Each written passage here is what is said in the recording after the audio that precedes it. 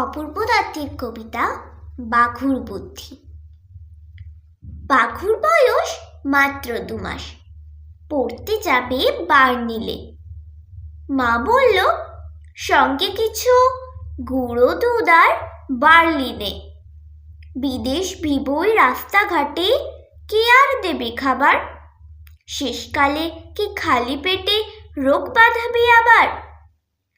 পাখু বলল, একটু মা, তোমরা এত ভাবনা কি যে বলো, প্লেনের ভেতর খাবার কি আর পাবো না? মা বলল, আসল কথা আমরা তো বাঘ, তাই আমরা কি আর ওদের মতো চপ কাটলেট খাই?